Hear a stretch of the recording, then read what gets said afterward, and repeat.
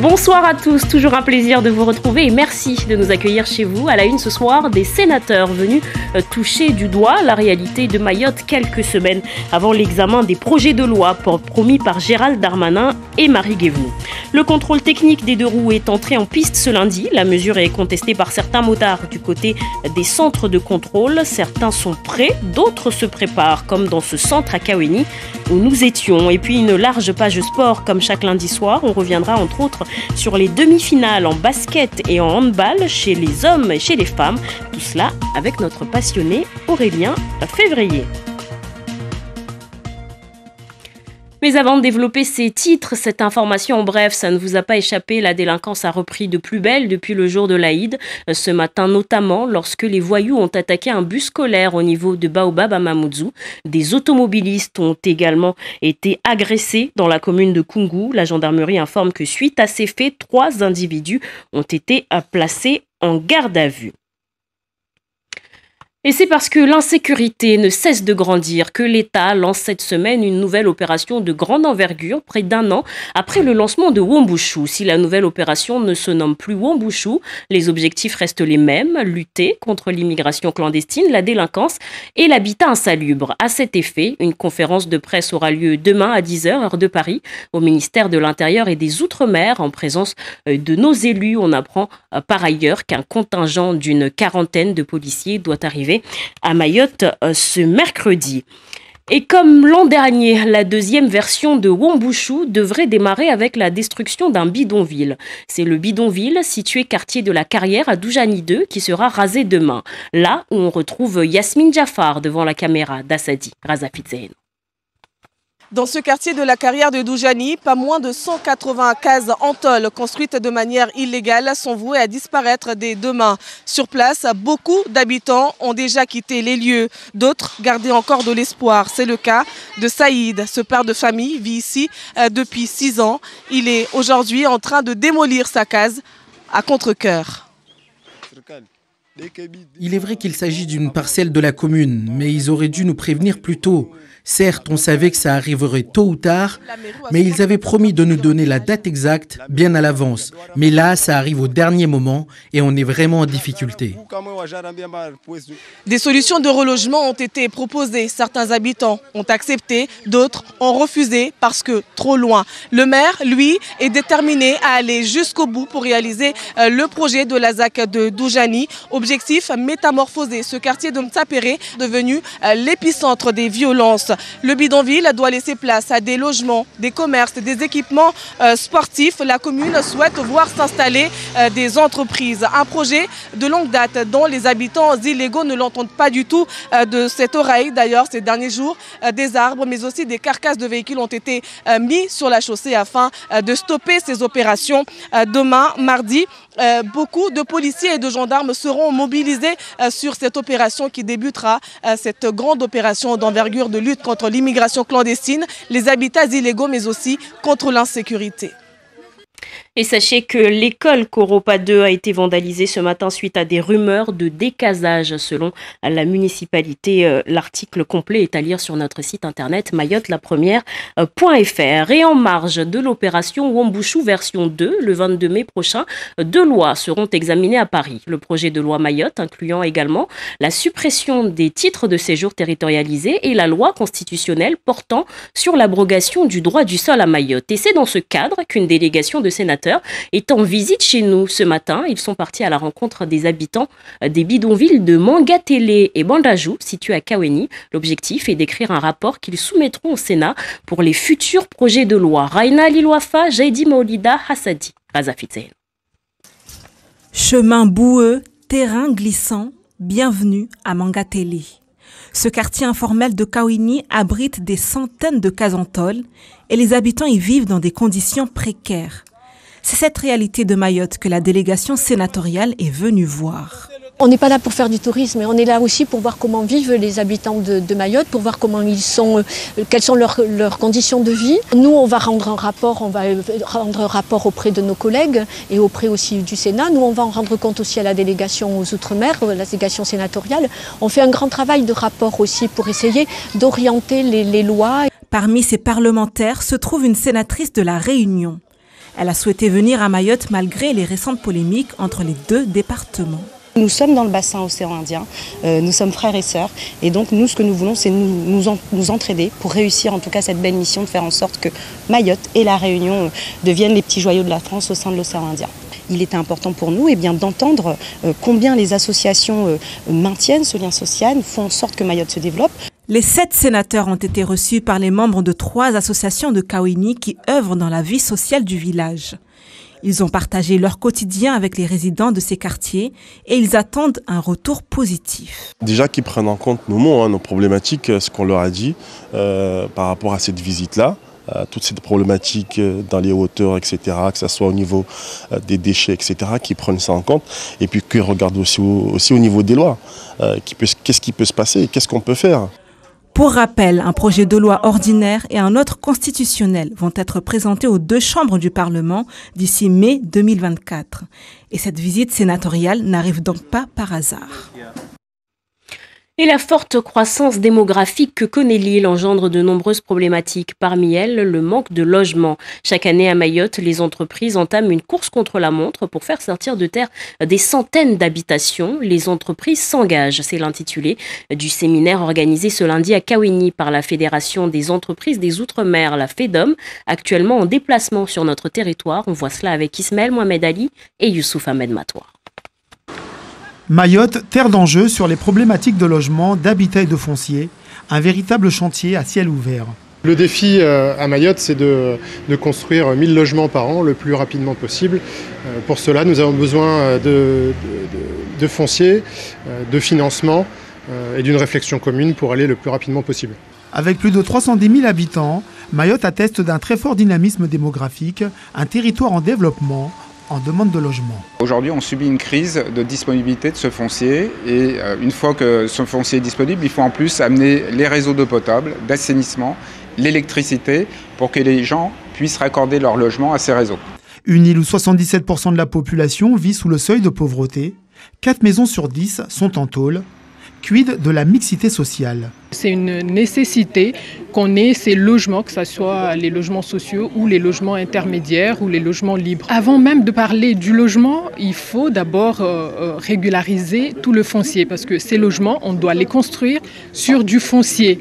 On a un problème de régularisation du foncier à Mayotte. J'ai bien dit aujourd'hui que j'étais prêt à réfléchir avec les communes, notamment la mairie de Mamoudzou, sur des systèmes gagnant-gagnant, là où on peut faire varier des normes réglementaires pour trouver des adaptations locales et déroger à la norme réglementaire pour répondre à ce besoin social, c'est extrêmement prioritaire pour moi.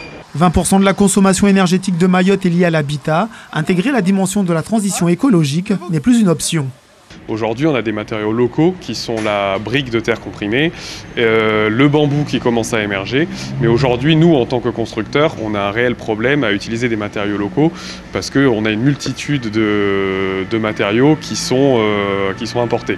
Mayotte a de nombreux défis à relever en matière de construction. Pour y arriver, tous les secteurs devront avoir une approche territorialisée et concertée. Mais aussi dans ce qu'il signifie sur le fait que Si vous possédez un scooter, une moto, un tricycle ou encore une voiturette sans permis, eh bien à partir de ce lundi 15 avril, sachez que le contrôle technique est obligatoire pour vous. La mesure divise, mais les centres de contrôle se mettent au diapason, comme à Kaouini où se sont rendus Zora Abdou Café et Daniel Abdou.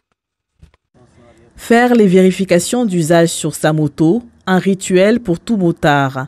Pour El Amin Mohamed, moniteur d'auto-école, le contrôle technique obligatoire ne diminuera pas les accidents. Pour lui, le problème vient de la chaussée.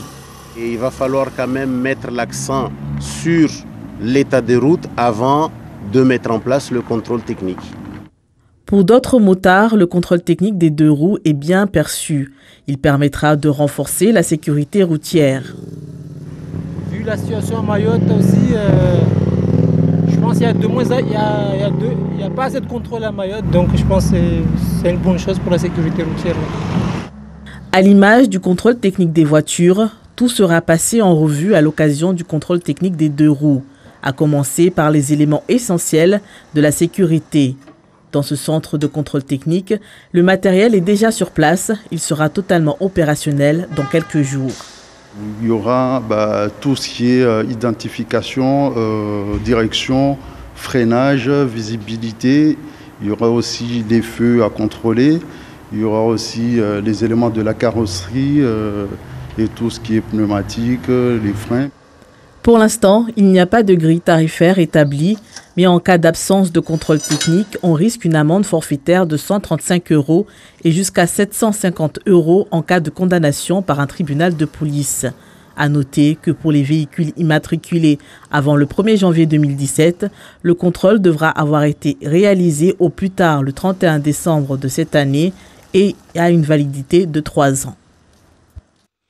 Dans la nuit du 1er avril au 2 avril, l'écrivaine et auteure guadeloupéenne de renom, Maryse Condé, s'en allait à l'âge de 90 ans. Un hommage national lui a été rendu cet après-midi à la Bibliothèque nationale de France en présence du président de la République, Emmanuel Macron, comme vous le voyez sur ces images. Et pour l'occasion, une émission spéciale a été diffusée en direct par nos confrères d'Outre-mer, la première, avec de nombreux invités.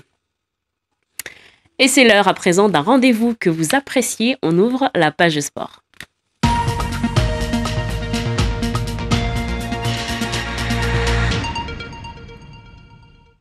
Bonsoir Aurélien. Bonsoir Anastasia. Alors en basket, on connaît l'affiche de la finale de play-off chez les hommes. Kawini s'oppose à BCM. Ouais, puisque Étoile Bleue s'est qualifiée en finale pour la première fois de son histoire après avoir battu Fusilips de Cavani. Les Kawaniens se sont imposés hier dans le match de 76-57 après avoir décroché le match nul à Cavani. C'était vendredi soir lors du match 1. Une satisfaction, vous allez l'entendre, pour Madi Hamadi, entraîneur de l'Étoile Bleue, et forcément sentiment opposé pour Souaridine Bouana, le meneur de Fusilips. Leur réaction au micro de Chafion Madi.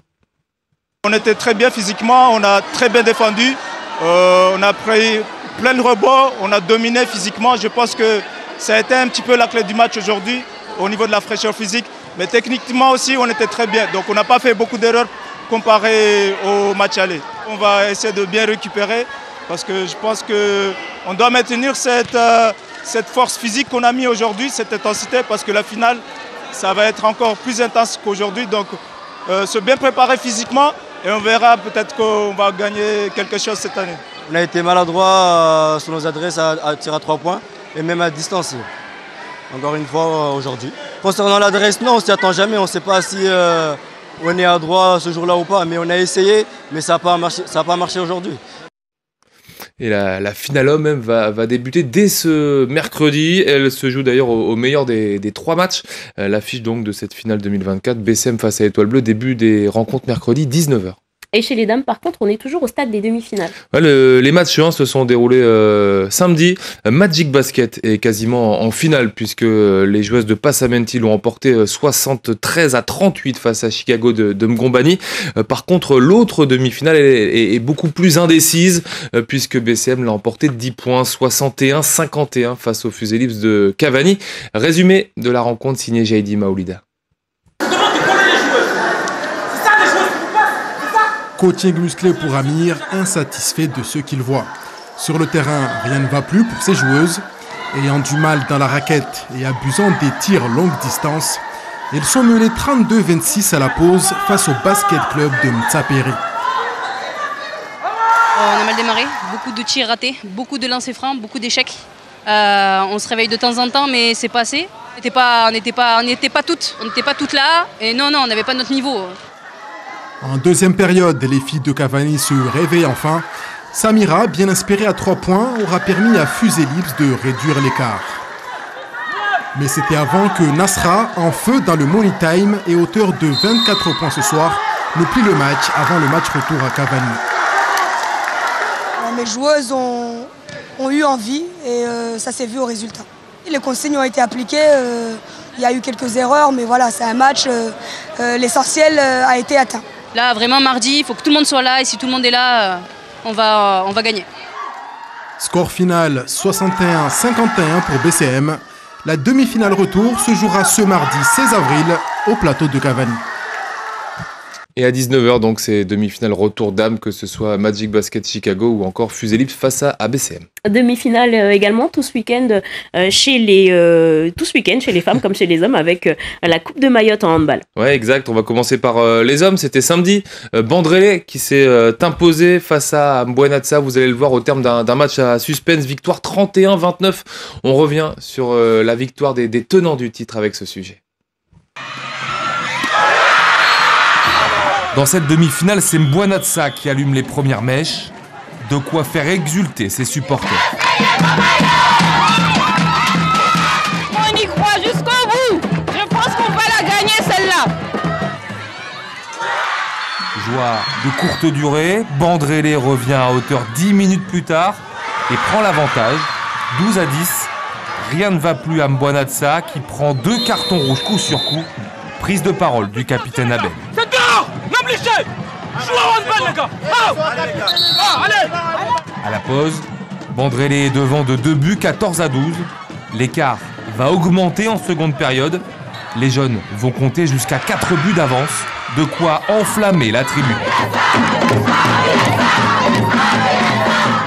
Il y a la pression, mais j'espère qu'on va gagner. Même Mbuenatsa va revenir et égaliser à un quart d'heure de la fin. Fin de match à suspense. Les Blancs s'appuient sur Zovro pour scorer. 5 buts pour lui dans les 15 dernières minutes. C'est même lui qui donne les consignes. Tu vas aller sur ça pour finir chez toi. Tu vas aller au tir. Mais Zovro et ses partenaires vont craquer. Bandrélé va en profiter, s'appuyant notamment sur Jardine, auteur des 2 buts décisifs dans les ultimes secondes du match. J'ai dû varier mes shoots pour pouvoir embêter leur gardien parce qu'il commençait un petit peu à m'embêter. Moi, je dois le dire. Bandrélé s'impose finalement 31-29 et se qualifie pour la finale. La marée jaune peut déferler sur le plateau. Je suis très fier de mon club. C'était une victoire très difficile, mais on a su quand même montrer que voilà, on est une grande équipe. Ça fait des années qu'on est là et on le montre à chaque fois. La déception, elle, est immense pour Mbuenatsa. On peut s'en vouloir qu'à nous-mêmes, mais je tiens quand même à féliciter mon équipe. Mais croyez-moi, l'année prochaine, on reviendra encore plus fort. La nuit a été longue à Bandrélé.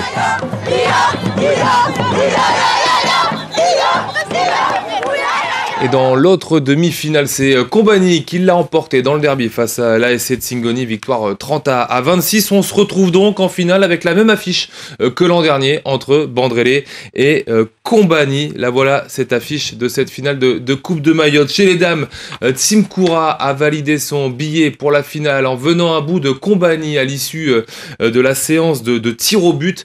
Les joueuses de la JHT doivent désormais attendre pour connaître leur adversaire puisque l'autre demi-finale qui opposait les 2 clubs de Tsingoni, la SCT et le HC Select, a dû être interrompue suite aux intempéries. La rencontre doit être reprogrammée dans la semaine.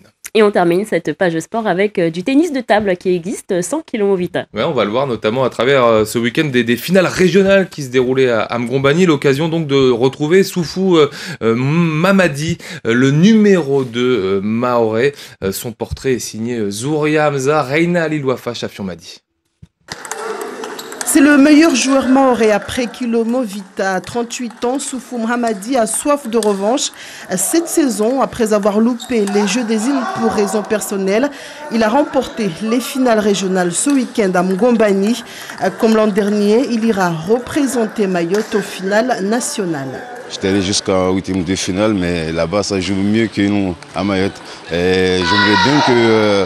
Parce qu'on fait le possible qu'on trouve un bon entraîneur qui soit à Mayotte pour nous donner aussi encore plus les bases, parce qu'on est un peu en retard. C'est le point noir pour lui du ping mahorais, l'absence d'entraîneur. Le natif de Bandrélé a donc endossé le rôle de grand frère depuis son retour à la compétition. Il fait monter les niveaux, il montre l'exemple aux jeunes. Et c'est toujours le fait d'avoir des meilleurs joueurs, ça fait progresser les jeunes, ça fait progresser tout le monde en fait. Donc c'est en ayant des meilleurs joueurs qu'on arrivera toujours à progresser. Soufou Mamadi, lui, ira dans l'Hexagone avec des ambitions cette saison pour les championnats de France. Je vise d'aller en finale à Métropole pour gagner la compétition. Le rendez-vous est pris pour le 28 juin prochain. Et au total, ils seront 4 à représenter Mayotte lors de ces finales nationales qui se dérouleront cette année à Saint-Berthevin dans le département de la Mayenne. Merci beaucoup Aurélien pour cette page sport très riche et c'est avec ces informations que nous la refermons.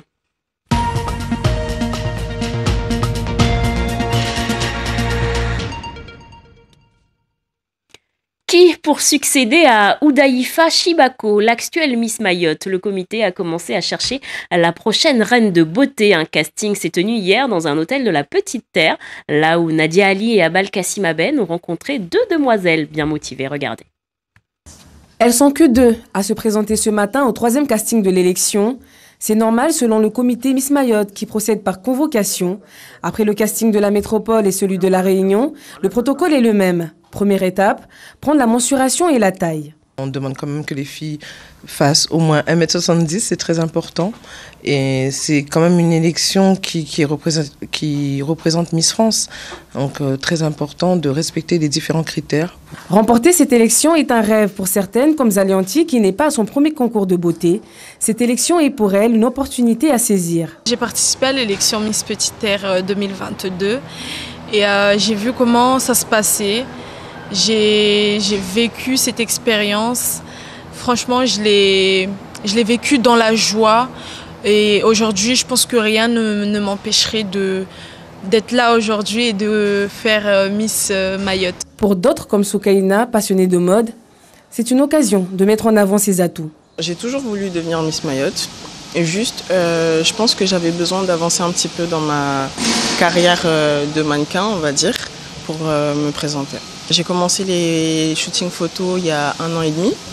Et j'ai un photographe avec qui on fait énormément de photos. J'étais sur La Réunion et on fait un peu le tour.